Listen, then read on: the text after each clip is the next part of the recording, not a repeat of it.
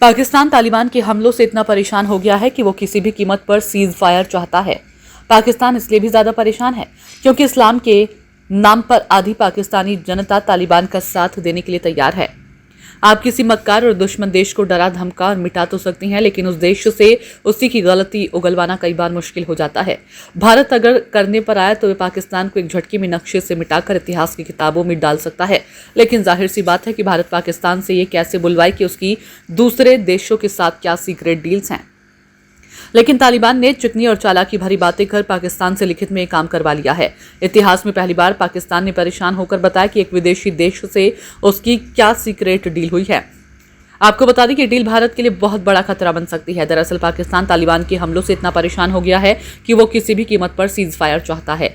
पाकिस्तान इसलिए भी ज्यादा परेशान है क्योंकि इस्लाम के नाम पर आधी पाकिस्तानी जनता तालिबान का साथ देने के लिए तैयार है। ये चीज किसी भी देश के लिए बहुत खतरनाक होती है जब उसके ही लोग दुश्मन से वफादारी करने के लिए तैयार बैठे रहती हैं।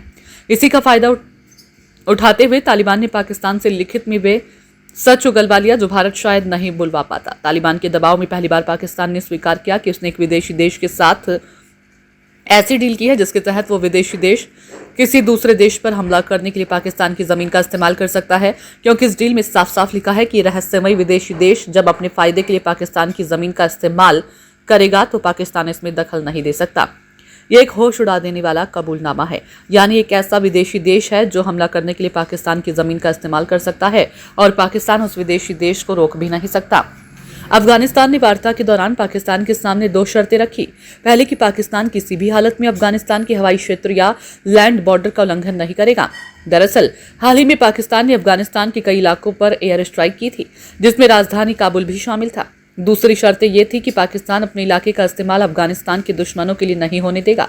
अफगानिस्तान के विदेश मंत्रालय और पाकिस्तान की सेना एवं रक्षा मंत्री के प्रवक्ताओं ने टिप्पणी के अनुरोध का तुरंत जवाब नहीं दिया। दोनों पक्षों से अपेक्षा की जाती है कि वे आगे तनाव बढ़ने से रोकने के लिए गुप्त संपर्क जारी रखें। हालांकि ठोस प्रगति के बिना सीमा पर झड़पें और कूटनीतिक तनाव जारी रहने की संभावना है, जिससे क्षेत्रीय स्थिरता के प्रयास जटिल हो जाएंगे। न दोनों शर्तों ने पाकिस्तान की बौखलाहट बढ़ा दी, क्योंकि अब तालिबान ने उस पर वही आरोप मढ़ दिए जो पाकिस्तान हमेशा दूसरों पर लगाता रहा है। तालिबान का ये रुख पाकिस्तान के लिए एक बड़ा झटका है। अपनी नाकामी को छिपाने के लिए पाकिस्तान अब तालिबान को जिद्दी बताने में जुट गया है। पाकिस्तानी मीडिया ने भी सरकार की लाइन पकड़ ली। जियो न्यूज रिपोर्ट ने दी वार्ता इसलिए फेल हुई क्योंकि तालिबान की तर्क और जमीनी हकीकत से अलग है।